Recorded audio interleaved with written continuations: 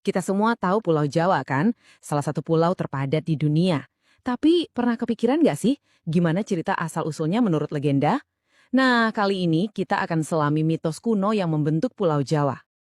Oke, kita mulai dari pertanyaan ini yang jadi kunci buat ngebuka semua ceritanya. Kenapa ya Jawa itu sampai dijuluki pakunya Nusantara? Apa maksudnya? Untuk menjawab misteri ini, kita harus mundur jauh banget ke masa lalu. Ke sebuah masa di mana tanah Jawa ini konon katanya liar dan bahkan menolak untuk ditinggali manusia. Semua kisah ini sumbernya dari babat tanah Jawi. Penting untuk dicatat, ini tuh bukan sekedar buku sejarah biasa loh. Ini adalah perpaduan epik antara fakta sejarah, mitos, dan ajaran-ajaran spiritual Jawa. Jadi, seru banget. Jadi, menurut catatan kuno, Pulau Jawa itu dulunya digambarkan kayak perahu yang terombang-ambing di lautan. Goyang terus, nggak stabil, dan berbahaya. Kalau dilihat dari kacamata sains sih, ini masuk akal banget. Mungkin ini cara mereka mendeskripsikan aktivitas vulkanik purba yang dahsyat. Tapi, dari sisi spiritual, ceritanya beda lagi. Tanah ini dianggap penuh dengan energi yang begitu kacau, sampai-sampai nggak ramah buat kehidupan manusia. Nah, karena pulaunya goyang terus, legenda bilang perlu ada sebuah intervensi spiritual, sesuatu yang bisa secara harfiah memaku pulau ini ke bumi, biar tenang dan stabil. Dan paku itu dipercaya berada di Gurun Tidar.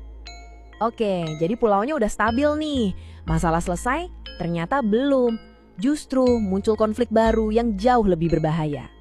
Bayangin deh, rombongan manusia pertama yang coba tinggal di sini nasibnya tragis banget. Mereka coba buka hutan, malah kena penyakit aneh-aneh. Ada yang hilang begitu saja tanpa jejak. Pokoknya, semua usaha mereka untuk membangun peradaban di sini gagal total. Waktu itu, ada sebuah hukum tak tertulis yang bikin merinding. Jalma moro, jalma mati. Artinya simpel tapi ngeri. Siapapun yang datang, ya akan mati. Ini adalah aturan yang konon diberlakukan oleh para penjaga gaib pulau ini. Karena manusia biasa terus-menerus gagal, akhirnya dibutuhkan seseorang yang spesial. Seorang perintis yang pendekatannya sama sekali berbeda. Dan sosok kunci itu adalah Syekh Subakir. Beliau ini digambarkan sebagai seorang ulama besar yang gak cuma ahli dalam ilmu agama, tapi juga seorang ahli strategi spiritual yang ulung. Nah, ini nih bagian yang paling menarik.